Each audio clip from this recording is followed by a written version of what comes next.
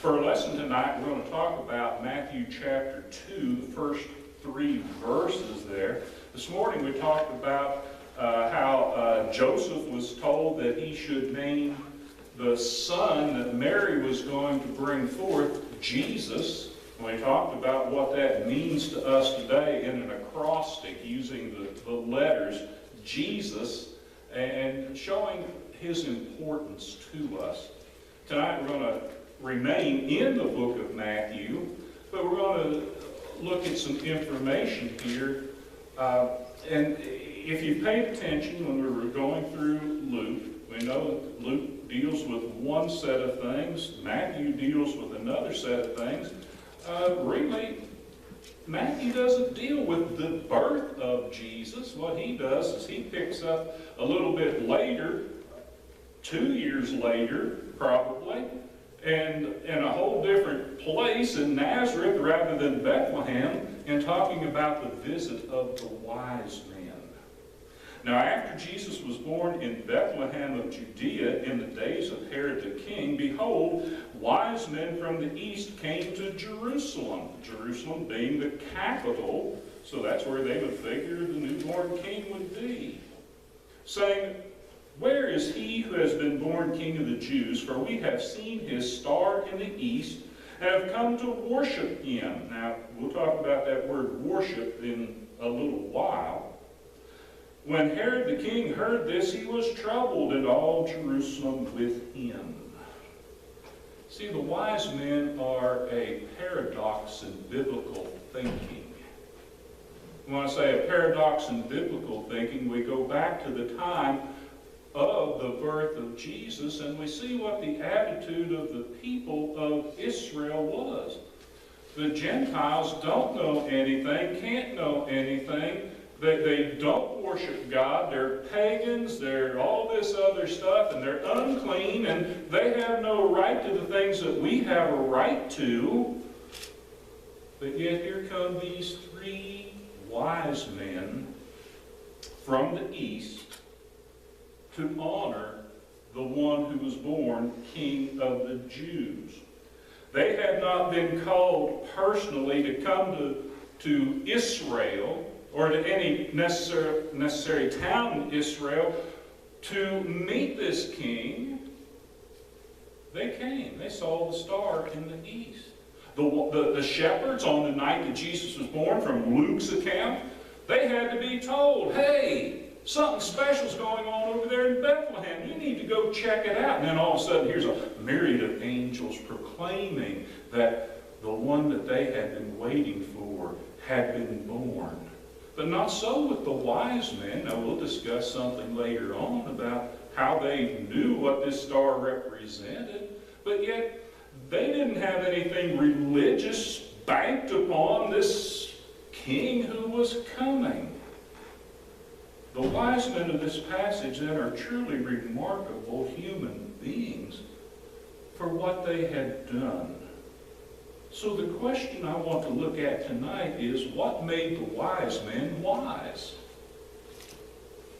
That the Bible would call them wise. That the Holy Spirit would inspire Matthew to call them wise men.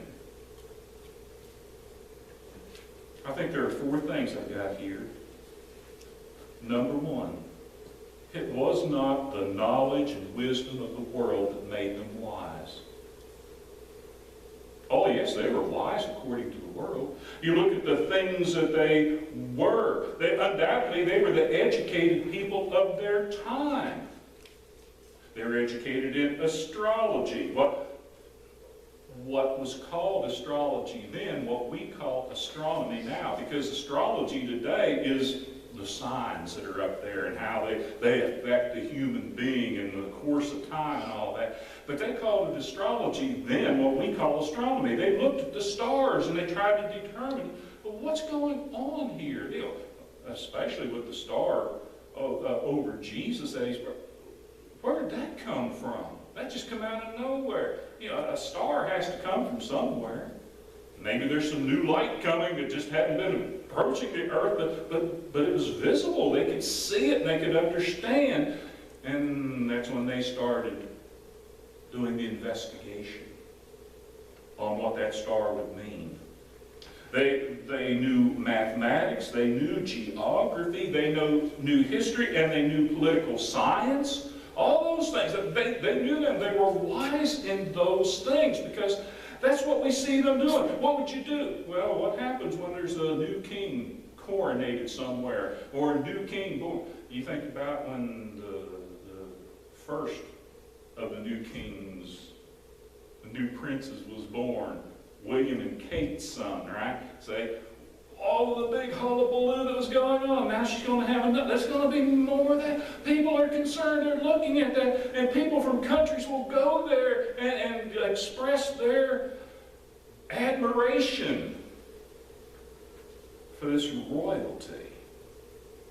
They were wise. 1 Corinthians 1:20 asks, where is the wise, where is the scribe, where is the disputer of this age? Has not God made foolish the wisdom of this world? Because that's as far as the wisdom of this world can go, is this world. It's going to be contained in here. People talk about metaphysics, but most of the time, and they're talking about metaphysics, they're simply talking about things in this world and ethics and such things, but still rooted in this world. It's when you really get to talking about things outside of this world that you look at the Bible and all of a sudden you see the wisdom of God. Kind of how this world was created, what it was created for, what our purpose is, where we are headed. See? Man couldn't invent something like that. The hand of God was in it. 1 Corinthians 3:19, for the wisdom of this world is foolishness with God. For it is written, he catches the wise in their own craftiness. Now, think of it on these terms. Here come the wise men from the east. They come to Jerusalem because they're looking for the one who's been born king. Here's Herod, who's been king for almost 40, I want to say 41, well, counts 43, 44 years. And he thinks he's a wise man. Now his son later on, Jesus will call him the fox, because he was wise, but wise in worldly ways, wise in the political machinations of their day. And that's where did he learn that from? He learned it from Herod. But here's this wise man who's king, and he doesn't even know that the new king's been born. Doesn't even know where. He has to ask his advisors. Where's this happening at? Well, the Bible says down in Bethlehem. Yeah, but it was a while back. It was a while ago. It was a couple of years ago. There's something above and beyond worldly wisdom that made these men wise in God's sight. These men had a knowledge of God's revelation to the nation of Israel. And we'll talk more about it in a moment, but I relate that right back to Daniel, the book of Daniel. When Daniel was in the east and was one of the Chaldeans trained in their arts, not only did he learn from them, he was teaching them about what God was going to do with the kingdoms. And they knew and understood that it was time. It was time for that new kingdom to be established, that where God would take that stone out of the ledge and crush the forces that be, the Roman Empire. Well, we can get more into that later. The second thing that made these wise men wise is that even though they were Gentiles, they were outside of Judaism, they sought diligently for the one born King of the Jews, the Christ child. See? It wasn't worldly wisdom, it was another wisdom. It was something passed on to them by revelation through Daniel. But they sought him diligently. How many other people saw that star and didn't go anywhere? I liken it to Moses. You know Moses back in the wilderness when he was leading his father-in-law's sheep. They said, look at that, there's a bush burning over there. Went about his business and he looked up, that bush is still burning. That's strange. Goes about his business, looks up. That bush is still burning. I've got to investigate that bush. How many other people saw that bush? Thought that's a strange thing and did nothing. How many people today hear the gospel and then do nothing?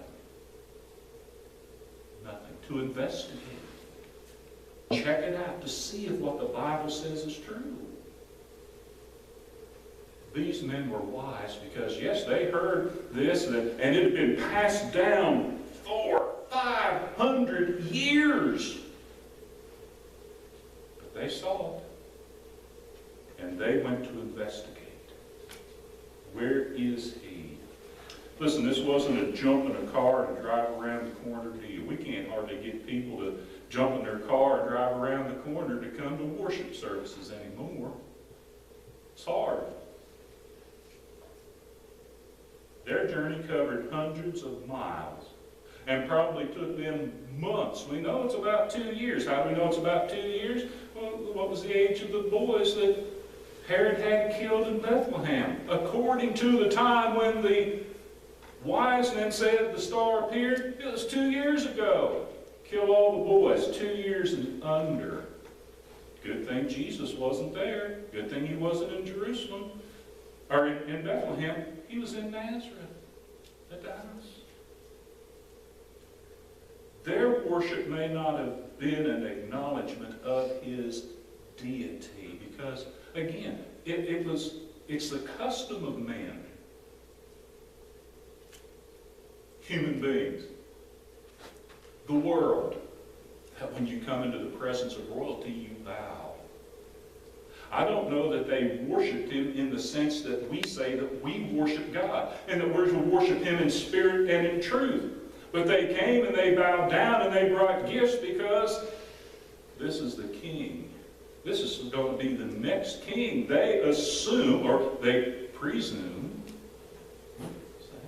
they have a little bit of evidence. They don't have a whole lot of evidence. But there's a little bit there. He's born king of the Jews. Something great is going to happen here. Maybe they're thinking the Roman Empire is going to be destroyed, and now this is going to be the next one like Caesar, or like Alexander the Great, or Nebuchadnezzar. But they come. Undoubtedly, Jesus is special to them for some reason, though. So, if they would do that, just on what evidence they had, and that's what you do, how much more special should Jesus be to us, whom we now know and understand and have come to believe that he is the Christ, the Son of the living God? What should be our attitude in worship? Because we don't have to go to Jerusalem. As Christians, we are New Jerusalem. We don't have to go to Rome. We don't have to go to Bethlehem. So we can worship him right here. How did they know of the birth of Jesus? Again, the prophecies of Daniel 500 years earlier being passed down to them. The name of Daniel was great in Babylon. And not only in Babylon, it was great in the Medo-Persian Empire. You go back, see how Daniel dealt with Nebuchadnezzar, the Babylonian Empire. See how he dealt with Cyrus. Cyrus in the Medo-Persian Empire. And a couple other of his sons. What a long life Daniel had. What an influence he cast upon these people for all these centuries. Third thing, what made the wise men wise? They gave to Jesus the most precious gifts that they could afford. This is where confusion comes for a lot of people. They still think that Jesus came that the wise men came to the manger in Bethlehem the night that Jesus was born, and there were 3 of them because they gave him gold and frankincense and myrrh. We don't know how many there were. Probably more gifts than 3. Why would these gifts be mentioned?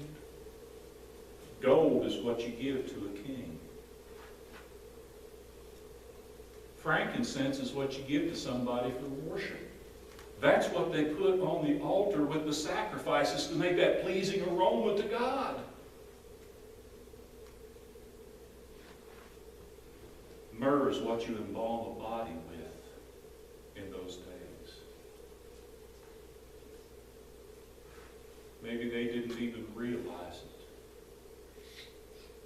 But in giving myrrh, they were giving something in the providence of God for his burial, his death, burial, and resurrection. But they gave expensive gifts. They gave great gifts. And being non-Jews, Gentiles, pagans, maybe star worshipers, they sure outdid the Jews, didn't they? In their giving to the king. Because most of them didn't even know he'd come, that he had been born. It was their free will offering to God's Son. Think of it. The Bible's full of examples of Gentiles demonstrating a far superior understanding of giving than what the Pharisees and the scribes, all those people in Judaism. I give my tithe. I give my tithe. Here's my tithe. I'm giving something here. Look at me. Look at what I'm doing here. Look, I'm giving.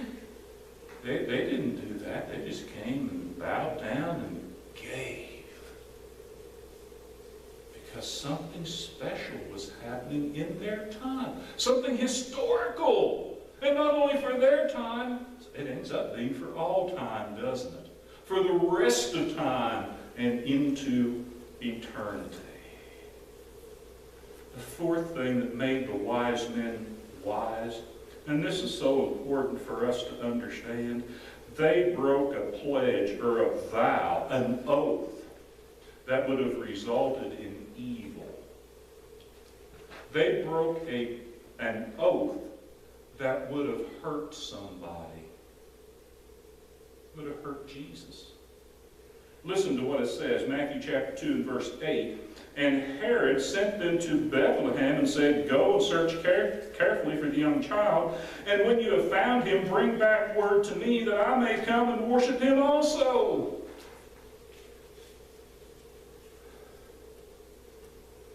Cagey old guy, wasn't he? You go find him. I'm not going to go look for him. You go find him. When you find him, yeah, I'll go, and I'll take care of him. See, they come outside of the palace, and they look up, and there's the star. And then they get a warning. Herod doesn't mean good to the child. He means to do him evil. So they follow the star, and they follow the star to Nazareth, and they find him. But see, they don't go back and tell him, you messed up, see? Yeah, it says he'd be born in Bethlehem, but the scriptures also says he'll be a Nazarite. He's up in Nazareth. They didn't do that. Even though they told Herod that they would. See, that's a lesson for us. We make an oath, and then we find out and then in that oath that we're going to hurt somebody other than our own selves. We need to give people. See? And that made them wise because they were moral enough to say, nope, we're not going back down there. And they went the northern route out of Israel and back to their homeland. See? Modern society attempts to eliminate morality and replace it with humanistic ethics. Superficial ethics. Superficiality in how we deal with one another only spawns more questionable ethics. Morality leads to the very heart of the problem. What would you do if you had just a dear best friend. And that best friend said, I want to confide something in you. Promise me that you won't tell anybody what I'm going to tell you. Okay, I won't. And then they say, I'm going to kill myself.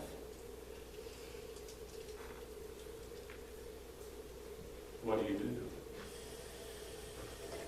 You go tell somebody. You go tell somebody. That's not an oath that God expects you to keep. And if your friend puts you in that position, they're probably not your friend. I tell you what they're doing, though, when they do that, they're begging for your help.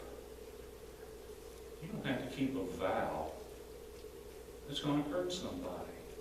God doesn't expect that. Now, the vows that we take, if we vow that we're going to do something, and then we find out that that vow will hurt us, and typically it'll hurt us financially. Or it'll hurt my pride if I don't go ahead and do it, whatever. And then, well, I better go ahead and do that. If it's going to, or I quit it, say. If it's going to hurt us, then that's the problem we have with taking a false vow. These were wise men. Wiser than some of the people in Israel, the ones who teamed up to kill Jesus. See? At some point they should have said, hey, we got to stop this.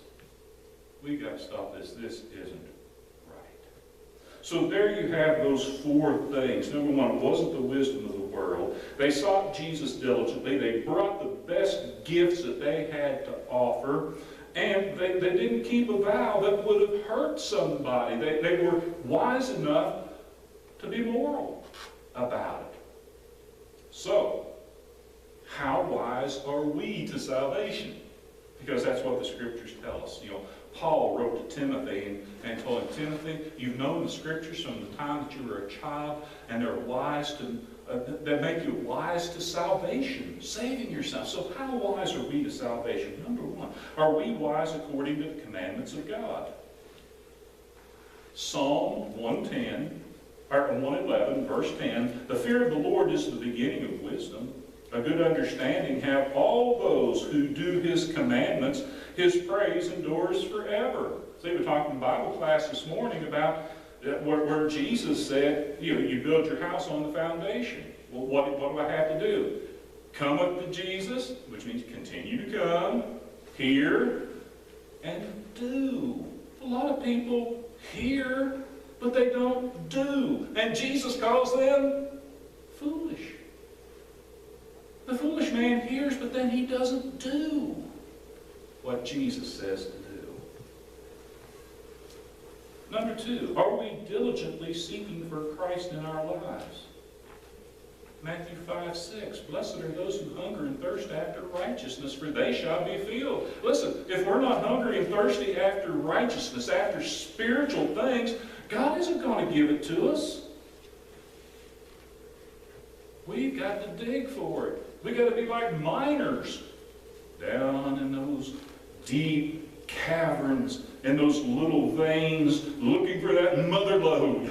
See? It's the little veins that take you to the mother lode. But see, if you're happy with the little veins, you're never going to make it to the mother lode. It won't work. Especially in spiritual matters. Number three, have we given to Jesus our most precious gift? And what is our most precious gift that we can give to Jesus? Yeah, it's ourselves. See, we talked this morning about, well, what's the first thing we have to get rid of or destroy or whatever? We've got to get rid of self. We've got to deny self to get to Jesus. Well, how do we do that? Romans 12:1. I beseech you, therefore, brethren, by the mercies of God, that you present your bodies a living sacrifice, holy and acceptable to God, which is your... Hey, folks, listen. I wouldn't tell you this if it wasn't in the Bible. The Holy Spirit says that's reasonable. That's reasonable. That since Jesus denied himself and died upon the cross for us, it's reasonable for us to get in the waters of baptism, crucify the old man of sin, rise to walk in newness of life as a living sacrifice for him. That's reasonable. Reasonable people will do it. Reasonable people are typically wise people. It's the people who are beyond reason that are foolish. You can't see that, what God has done, what Christ has done for us. And finally, four, have we truly broken ties to the world and to sin? To the world and to sin. Okay, James 4:4. Understand this in the terms that he's speaking. When he's speaking about adulterers and adulteresses, he's talking about spiritual adulterers and adulteresses. People who maybe pay lip service to Christ, but in their life they're out here, they're fooling around with the world and the lusts of the world. John says, love not the world, neither the things of this world. For all that is in the world, the lust of the eyes, the lust of the flesh, the pride of life, these are not from God. But sometimes we pay lip service to God, and that's what we're serving. We've got to break those ties so that we don't be adulterers and adulteresses. But here's what he says. Do you not know that friendship with the world is enmity with God? We can't be friends with God and friends with the world. I know there are people in this world, and we don't like them, people who say, you can't be a friend to that person because I'm not going to be a friend to that person. And that's wrong, see? But God is saying, you can't be my friend if you're going to be a friend to the world. Jesus said in his prayer for us, I pray that you not take them out of the world, but that the world doesn't overtake them. We've got to live in this world, but God doesn't want us to be a part of it. And that's what's being talked about here in James. Whoever therefore wants to be a friend of the world makes himself. It's our choice. Makes himself an enemy of God. 2 Corinthians chapter 5, verse 17, or 17, when we make that sacrifice, therefore, if anyone is in Christ, he is a new creation. He's not of the world anymore. Now he's of Christ. Old things have passed away. Behold, all things have become new. If we're the same old person we were before we were baptized into Jesus Christ, we probably weren't baptized into Jesus Christ. Probably weren't. Because he'll change us. He'll transform us. It's going to happen. There's got to be a change. If we are to be the wise men, wise women, wise people of our generation, then we too must seek Jesus Christ. Why? Acts 4:12. Neither is there salvation in any other. For there is no other name under heaven given among men whereby we must be saved. We must seek him. Thank you for your time. The lesson is yours. You're here tonight, subject to the invitation. Whatever you need, let your request be made known. We'll help you out in any way that we can. But if you have need, please come and take a seat up here in the front as we stand and sing the invitation song.